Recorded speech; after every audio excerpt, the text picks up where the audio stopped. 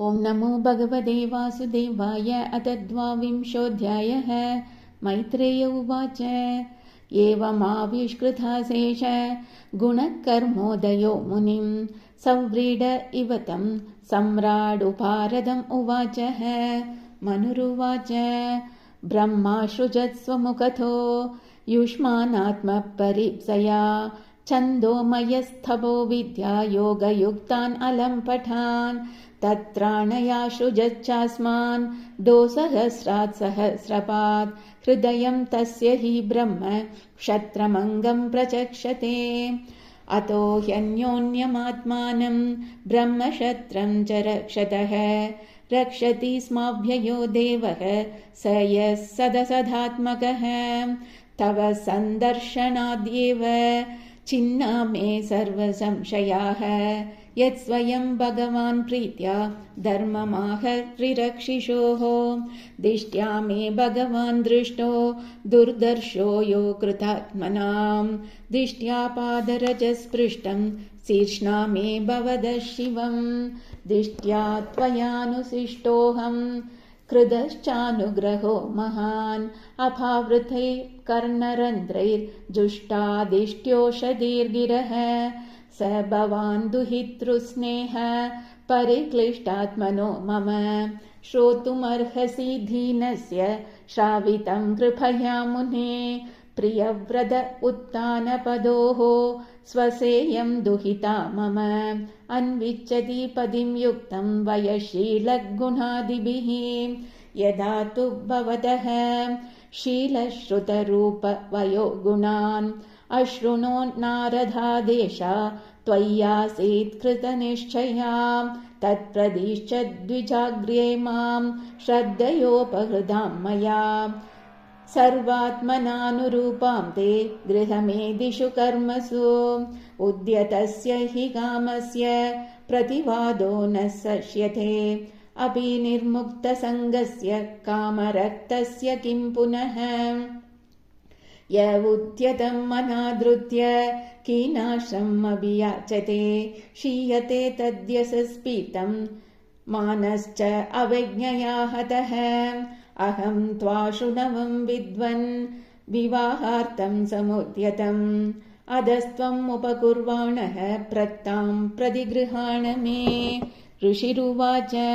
बाढमुद्वोढुकामोऽहम् अप्रत्ता च तवात्मजा आवयोरनुरूपोऽसौ आद्यो वैहाहिको विधिः। कामस्य भूयान्नरदेवते स्याः पुत्या समाम्नाय विधौ प्रतीतः क एव ते तनयां नाद्रियेत स्वयैव कान्त्या क्षिपतीम् इव श्रियम्। या हर्म्यपृष्ठे क्वनधङ्घ्रिशोभां विक्रीडतीं कन्दुकविह्वलाक्षीं विश्वावसुर्न्यपदत् स्वाद्विमानाद् विलोक्य सम्मोहविमूढचेताः तां प्रार्थयन्तीं ललनाललामम् असेवितश्रीचरणैरदृष्टां वत्सां मनोरुच्चपदस्वसारं को नानुमन्येत बुधोऽभियाताम्। अतो भजिष्ये समयेन साध्वीं यावत् तेजो बिभ्रूयाद् आत्मनो मे।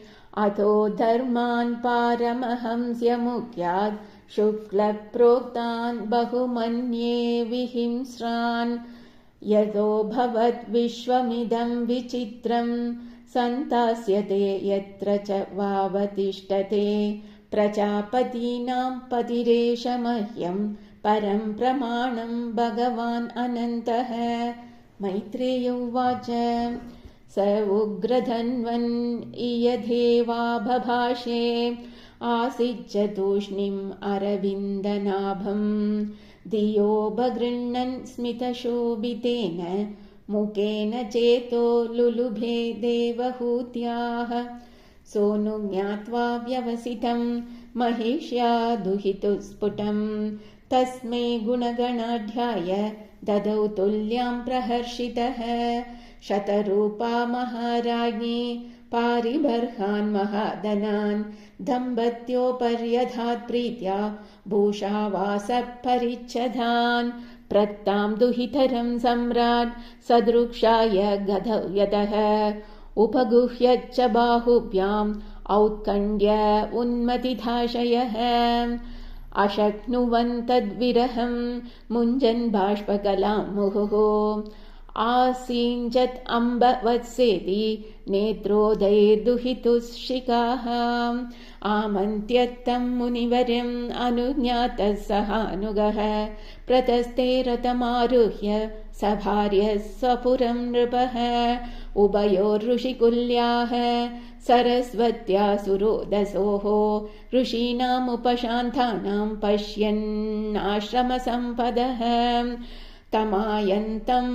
तमायान्तम् अभिप्रेत्य ब्रह्मावर्तात् प्रजापतिं गीदसन्तुदिवादित्रैः प्रत्युदीयुप्रहर्षिताः बर्हिष्मती नाम पुरी सर्वसम्पत्समन्विता न्यपतन् यत्र रोमाणि यज्ञस्याङ्गं विधुन्वतः कुशाकाशास्त एवासन् सश्वद् हरिदवर्चसः ऋषयो यै पराभाव्य यज्ञज्ञान् यज्ञमेजिरे कुशकाशमयं बर्हिरास्तीर्य भगवान् मनुः अयजत् यज्ञपुरुषं लब्धा स्थानं यतो भुवम् बर्हिष्मतीं नाम विभुर्यां निर्विश्य समावसत् तस्यां प्रविष्टो भवनं तापत्रय विनाशनम् स भार्य स प्रजकामान् बुभुजे